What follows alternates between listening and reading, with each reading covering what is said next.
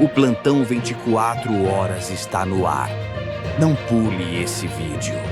O Elon Musk fechou o cerco contra o STF, contra o Alexandre de Moraes, eu vou explicar para vocês. Teve uma reunião norte-americana e o Elon Musk resolveu fazer o Alexandre beber do próprio veneno.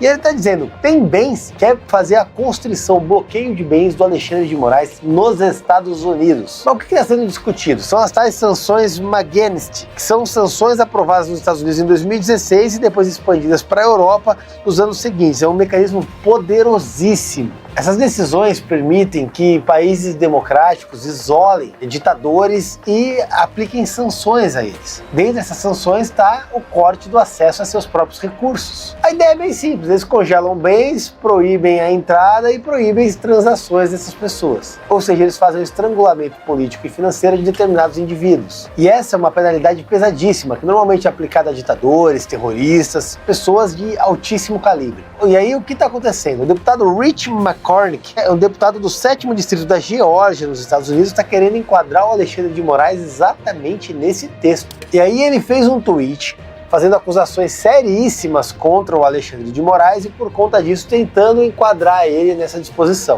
O que a gente vê no Brasil é um plano claro que deve barrar o Bolsonaro nas eleições de 2026, o que claramente favorece o Lula. E a situação está ficando pior porque, além de barrar o Bolsonaro, eles estão sabotando e barrando quem quer que tenha condições de vencer o Lula. Veja o que aconteceu com o Pablo Marçal recentemente. É algo muito similar ao que aconteceu na Venezuela, quando começaram a descartar os opositores para garantir a eleição do Maduro. A sensação que fica é que qualquer candidato que tenha chances de derrotar o petismo vai ser tirado do jogo. O indiciamento do Bolsonaro não é justiça, é perseguição política descarada. É igual o que aconteceu nos Estados Unidos contra o Donald Trump, mas ele conseguiu vencer. E o Trump tem empatia pelo Bolsonaro, porque vê o Bolsonaro sofrendo com o mesmo jogo sujo que ele experimentou lá nos Estados Unidos. Mas vamos lá, o que é essa lei? E como ela pode enquadrar o Alexandre de Moraes? Bom, ela foi aprovada em 2012 no governo Obama e foi expandida globalmente em 2016. Ou seja, pequeno gafanhoto, não fica nervosinho não, que ela não foi criada pelo Trump, tá? E ela permite que os Estados Unidos imponham sanções a indivíduos e entidades acusados de corrupção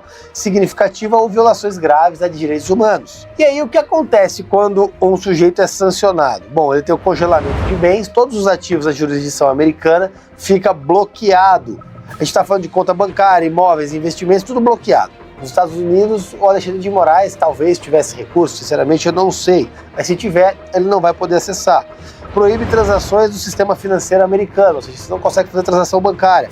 Proíbe a entrada da pessoa nos Estados Unidos, perde o visto, tem impacto global, ou seja, afeta as transações em dólar com bancos europeus e prevê punições secundárias. Até bancos chineses tiveram que cortar transações com a Rússia por conta dessas sanções. A conclusão, se isso acontecer, vai ser um verdadeiro pesadelo financeiro para o Alexandre de Moraes. E é claro, eles estão utilizando hoje o Brasil como exemplo, mas isso vai servir para qualquer outro país que violar diretrizes de liberdade que estão defendidas hoje pelo governo norte-americano. Aí o jornalista Mário Naufal tweetou sobre a situação do Alexandre de Moraes e que ele teria retirado o patrimônio dos Estados Unidos. Pois bem, o Elon Musk respondeu, tá aqui ó, de Moraes não possui propriedades na América, e aí o Paulo Figueiredo respondeu, ele não precisa, assim que ele for adicionado à lista SND do OFAC, todas as instituições financeiras imediatamente fecham suas contas bancárias, incluindo o Brasil, para que não sejam suspeitas de transações secundárias. O presidente Trump pode fazer isso a qualquer momento, a seu critério, por meio da lei Magnitsky. E aí o Elon Musk respondeu,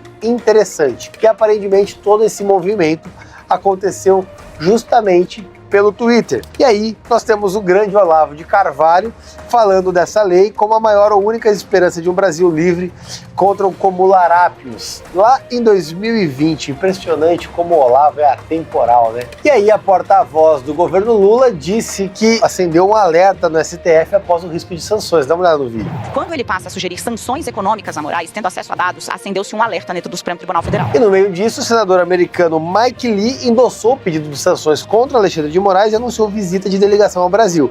Ele fez um comentário em resposta ao deputado Rich McCormick e que havia solicitado a imposição dessa sanção ao Alexandre e disse que vai vir uma delegação para cá averiguar o que está acontecendo no Brasil. O Mike Lee é membro do Comitê de Relações Exteriores do Senado americano e tem um papel fundamental na formulação da política externa norte-americana. E vamos concordar, a visita de uma delegação de senadores norte-americanos para investigar a atuação do STF no Brasil é um ato completamente novo e traz um alerta sobre tudo o que está acontecendo aqui no nosso país. Com toda certeza essa novela está muito, mas muito longe do fim. A única coisa que eu posso garantir para vocês é que está se acendendo uma luz no fim do túnel. Pois é, e eu gravei esse vídeo e surgiram temas de um dia para o outro, então eu tenho que atualizar vocês. O que aconteceu? O Comitê Judiciário da Câmara dos Estados Unidos intimou as Big Techs para que relatem os casos de censura contra empresas americanas praticados no Brasil. Foram intimadas a Alphabet, que é o Google, a Amazon, Apple,